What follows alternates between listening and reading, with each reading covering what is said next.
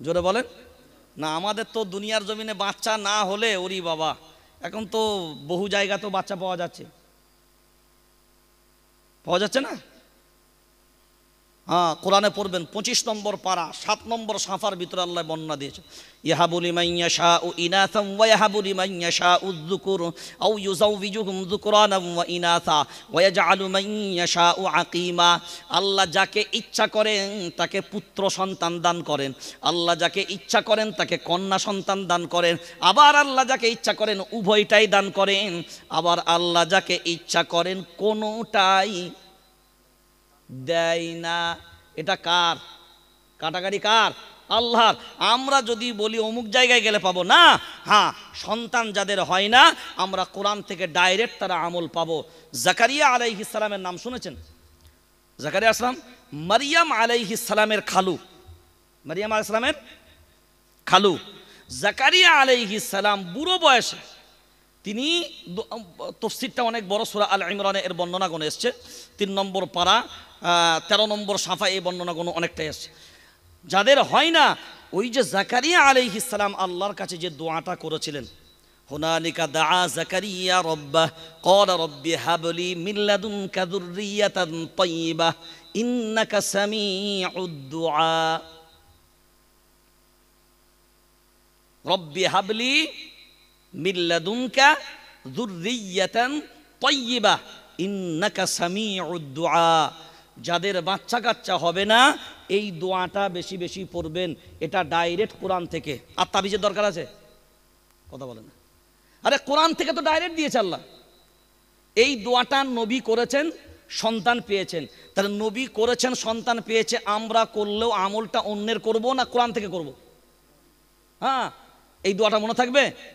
কোথায় পাবেন আমি বলে দিচ্ছি, যাদের বাচ্চা কাচ্চা হয় না এই দোয়াটা বেশি বেশি করে করবেন, আল্লাহর কাছে হাত তুলে চাইবেন, বেশি বেশি মনে মনে পড়বেন।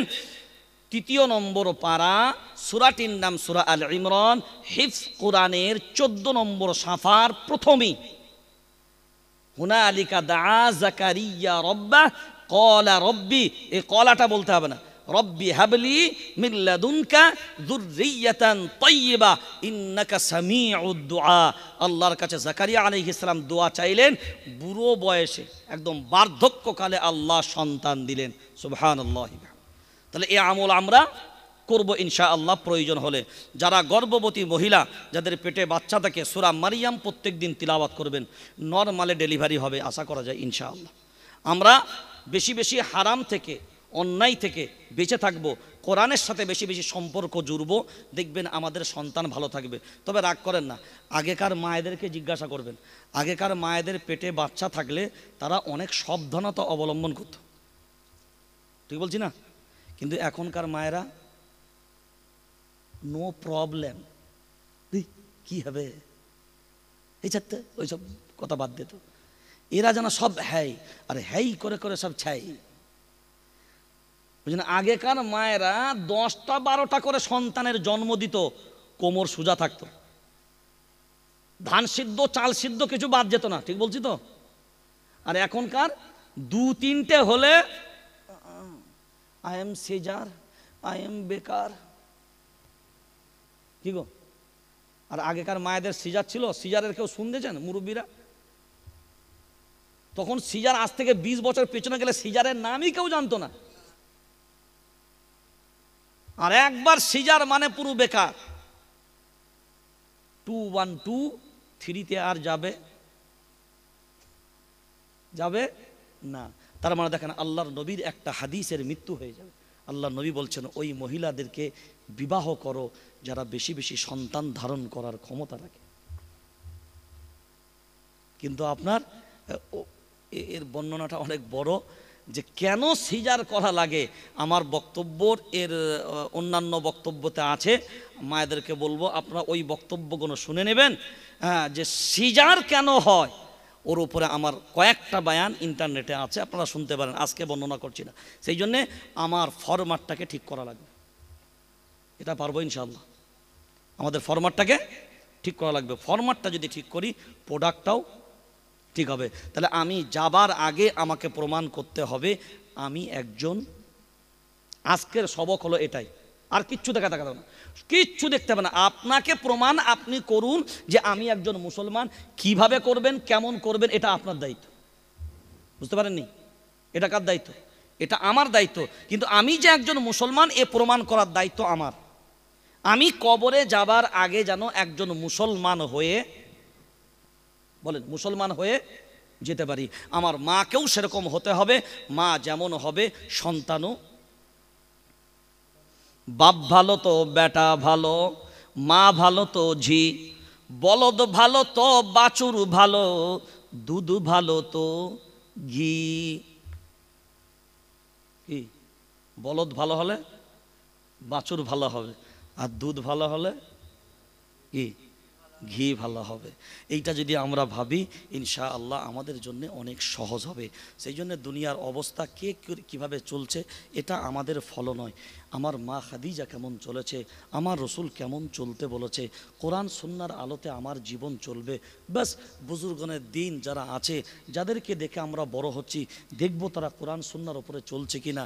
তারা যদি কোরআন সুন্নাহর ওপরে চলে, ব্যাস আমরাও আমাদের কোরআন সুন্নাহর ওপরে চলে আমাদের জীবনকে নিয়ে যাব।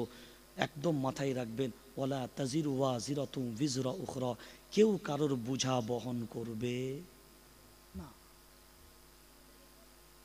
ওয়াকুল্লুহুম আতিহি ইয়াউমাল কিয়ামতি ফারদা, সূরা মারিয়ামে এসেছে। কিয়ামতের ময়দানে সবাই উঠবে একা একা। কি বললাম? বাপের সাথে বেটা না, বেটার সাথে বাপ না, বক্তার সাথে শ্রোতা না, মুক্তাদির সাথে একা একা উঠবে। ওয়াকুল্লুহুম আতিহি ইয়াউমাল কিয়ামতি ফারদা। সেই জন্যে আমাকে সেই জায়গায় ওঠার আগে আমি যেন সেই রকম উপযুক্ত হয়ে আমার রবের সামনে দাঁড়াতে পারি, সেই দায়িত্বটা আমাকে নিতে হবে, অন্য কেউ নেবে না। সেই জন্য মায়েদেরকে অনুরোধ করে বলবো যে আপনাদের এই আন্তরিকতা, এই উদ্যোগ আল্লাহ কবুল করুক। এই সাফল্য আপনাদের, যে আপনাদের উদ্যোগে, আপনাদের মেহনতে আপনারা বাৎসরিক একটা কোরআনের মাহফিল দিতে পারেন। এতগুলো মানুষ এখান থেকে কোরআন শুনে যাবে, এতগুলো মানুষ এখান থেকে কোরআনের উপরে আমল করবে, এটা অনেক বড় জিনিস। সেই জন্য আল্লাহ আমাদেরকে এর উপরে চলার তৌফিক দান করুক, এবং একজন সচ্চা প্রকৃত মুসলমান যেন আল্লাহ আমাদেরকে, বলেন, আল্লাহ আমাদেরকে যেন বানিয়ে দেন। সেই জন্য যেগুলো বলেছি, যে দোয়া, ও দোয়ার উপরে আমল করবেন। আমরা আজ থেকে তওবা করে এখান থেকে উঠব, সুদ আর খাবো না, বলেন ইনশাআল্লাহ। 5 ওয়াক্ত নামাজের সাথে সম্পর্ক রাখব, পাড়া প্রতিবেশীর সাথে ভালো ব্যবহার করব, পরিবারের সাথে ভালো ব্যবহার করব, ইমামের সাথে সৎ ব্যবহার করব, বড়দেরকে শ্রদ্ধা করব, ছোটদেরকে স্নেহ করব, আলিম ওলামাদেরকে কদর করব। খবরদার কোরআনওয়ালাদের সাথে বিয়াদবি করব না, আলিম ওলামাদের সাথে বিয়াদবি করব না। বিয়াদবি ওলামাদের সাথে করলে আল্লাহর লানত আসবে তাদের উপরে। বড়দের যেমন বড়, আজকের আমাদের সন্তানরা সত্যিকারে রাগ করেন না। আমাদের যা দেখছি এখনকার জেনারেশনে, এটা তো বড়রা যারা আছেন তারা আমার থেকে অনেক ভালো বলবেন। আগেকার ছেলেরা যেভাবে বড়দেরকে শ্রদ্ধা করত, এখন আমার মনে হয় শিখিয়ে আনাও নেই। কারণ আমার মনে আছে সে গ্রামগঞ্জে আমাদের ছেলেরা তখন হয়তো লুকিলাকে বিড়ি খেত, কিছু ছেলে বিড়ি ফিড়ি খেত লুকিলাকি, কিন্তু সে যে বিড়িটা খেত, ও বিড়ি ঘরে আসতো না, সে মাঠে খেয়ে মাঠেই কোথায় মাটি চাপাতে রেখে দিত। আবার গন্ধ যাতে না বেরোয় ওই মুখটাই কত কি খেয়ে বাড়িতে আসতো। আবার যদি দেখতো গ্রামের কোনো লোক আসছে, ও সব সঙ্গে সঙ্গে বন্ধ। আর এখন বাপ বেটা আলে বসে মারে। তার মানে চিন্তা করেন বেহায়াইটা কত নিচেই নেমেছে। এখন শিক্ষার উন্নতি হয়েছে, মডেলাইজ হয়েছে, কিন্তু ইমানের দুর্বলতা বেড়েছে। কিন্তু আগেকার মুরব্বীরা, আগেকার আব্বাজিরা, তারা কিন্তু অত লেখাপড়া করেনি, কিন্তু এখনকার জেনারেশন থেকে তাদের ইমানটা কিন্তু অনেক মজবুত আছে। কারণ তাদের ভক্তি, তাদের শ্রদ্ধা, তাদের ভালোবাসা এটা অপরিসীম। সেই জন্য আগেকার মাদের তাদের যা পর্দা, এখনকার মায়েদের পর্দা আসমান জমিন পার্থক্য হবে। সেই জন্যে আল্লাহ আপনাদেরকে এটা করাচ্ছে। অনেক বড় সৌভাগ্যবান আপনারা যে মাদের দ্বারাই আল্লাহ তাদের তত্ত্বাবধানে একটা কোরআনের মাহফিল করাচ্ছে। সাধারণত এরকম হয় না। আমার নজরে এরকম 2-1টা মাহফিল আমি করেছি, যে মায়েদের উদ্যোগে হয়। তার মধ্যে আপনাদের একটা আমি পেলাম যে অনলি ফর এটা মায়েদের, কারণ আপনাদের মনে হয় বাৎসরিক মুরব্বীকে বলছেন যে ফাল্গুন মাসের দিকে না কখনো হয় আপনাদের জলসা, যেটাই হোক।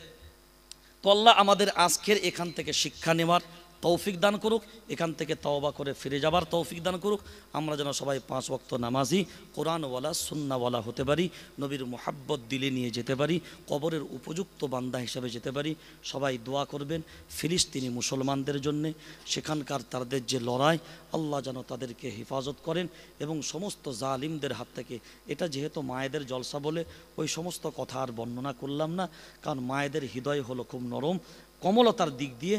ওই জন্য এদেরকে একটু কোরআন শোনালে এদের মনগুলো যদি নরম হয়, এরা যদি ভালো হয়ে যায়, সমাজ ভালো হয়ে যাবে। এটা সহজ।